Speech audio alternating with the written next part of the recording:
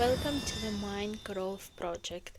My name is Aliki and I'm a accredited psychotherapist and psychologist working with leaders and professionals navigating different types of anxiety disorders, sleeping difficulties, stress and pressures.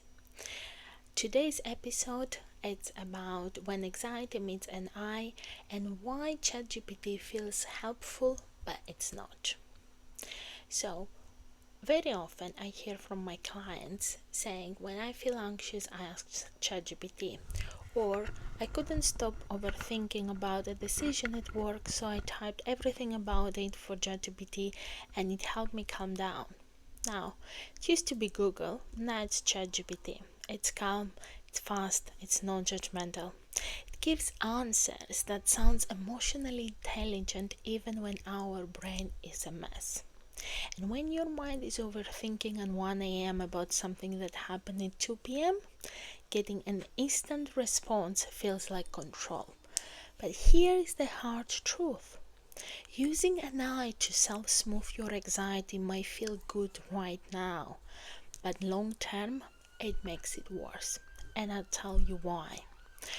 When anxiety spikes, say after a difficult meeting, a critical email, something happened at work, or at home, your brain yells, find certainty, fix it, solve it right now. So you type your question in ChatGPT and ChatGPT gives you a calm response, something that feels reassuring. This is what we call in therapy seeking reassurance. It relieves the anxiety temporarily. But that's the trap, because what happens tomorrow? You get the similar surge of uncertainty about your performance, your choices, your impact, your family, and your brain says, ask the AI again, it helped last time. So now unconsciously you are reinforcing this loop. Feel anxious, ask AI, feel relief, brain says, perfect, we'll do it again. Now, that's not regulation, that's outsourcing. And every time we do this, what we teach our nervous system is that we cannot manage stress and anxiety unless we get seeking reassurance, unless we get an external answer first. Now, why ChatGPT is worse than Google? Well, Google tend to throw you a lot of articles, Reddit posts. It's kind of sense of chaos. You have to compare, evaluate, interpret things. But this friction actually gives your brain time to slow down. But ChatGPT, it gives a clean, emotional, neutral response immediately. No scrolling, no overwhelming, just here is what just happened. This is very common. It happens to many people. It sounds like therapy, but it's not. It's just a smoothing compulsion verting machine. And what does it do? And when it doesn't give you the answer you want, you just rephrase the question. Just will be used with Google, but faster. It's smoother. It's actually more addictive. It creates some sort of fake sense of control and feeds in the loophole. Anxiety, ask AI, get relief, brain learns, great coping tool, let's reuse it again. Now, the brain loves safety. It loves answers. It loves certainty. It loves control, especially when we are in a roles where decisions have impact, visibility matters, and the tone can shift outcomes. But here is the truth. Learning to stay with uncertainty, even briefly, is one of the most powerful skills a professional can build. Because life is uncertain. Leadership is uncertain.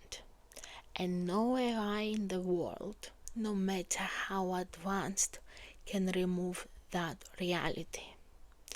You are just trying to feel safe in a role that has a lot of decisions, tones, and presence, including family. But safety built on perfect answers isn't really safety, it's a chase. And the moment that comfort wears off, you are back to square one, reloading the ChatGPT. So instead, try this. Name the edge. This is my brain seeking control. Pause, just for 30 seconds. That's your building internal space. Ask, what do I already know here? Can I let this be unsolved just for now? This isn't about denying your fear. It's about choosing not to solve in a way that makes it louder next time. Uncertainty isn't the enemy. Avoiding at all cost, that's the real problem. Because the real strength isn't knowing everything. It is staying grounded when nothing feels clear. Now, ChatGPT is a powerful tool. We'll all use it in different ways. But this is not your nervous system. This is not your executive function. This is not your intuition. And this is definitely not your truth.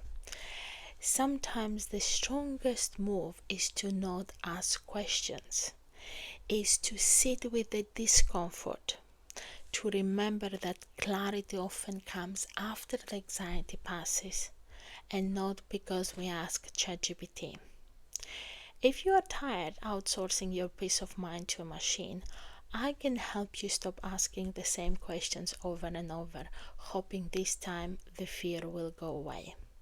You are capable of more stability than your anxiety wants you to believe, and I'm here to help you build it. Thanks for listening to the Mind Growth Project. If it resonates with you, share it with another high performer in your life who keeps asking ChatGPT for life advice. See you next time. We will keep growing the mind, one sharp, grounding thought at a time.